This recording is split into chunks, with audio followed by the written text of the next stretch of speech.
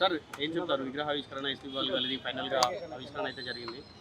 5 generations Telugu వాళ్ళకి ఏ గొంతు అయితే ఆయుష్ పెంచిందో ఆ జనరేషన్స్ అందరూ కలిసి ఎంతో సంతోషంగా ప్రతిష్ఠించుకున్న విగ్రహం ఇది.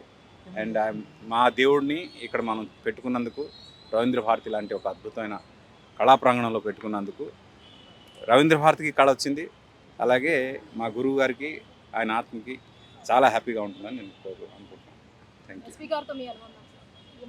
ఫాదర్ సన్ ఒక మాటలో చెప్పాలంటే నాకు తండ్రి లాంటి, నాకు పితృ సమానులు, నన్ను ఎప్పుడూ కొడుకులా చూసుకునేవాళ్ళు. ఈరోజు మా నాన్నగారి విగ్రహం ఇక్కడ ఉంది అనే feeling, it's really great feeling. ఎన్నో వివాదాల తర్వాత విగ్రహావిష్కరణ అయితే జరిగింది. వివాదాలకి మాకు సంబంధం లేదండి. ఆయన తెలుగు వారందరి కోసం పాడాడు, తెలుగు వారందరి కోసం చేసిన మనిషి కాబట్టి, ఆయన ఒక ప్రాంతానికి సంబంధించిన మనిషి కాదు కాబట్టి, ఆయన ఎక్కడైనా భారతదేశంలో ఎక్కడైనా ఆయన విగ్రహం పెట్టచ్చు అని నా ఫీలింగ్.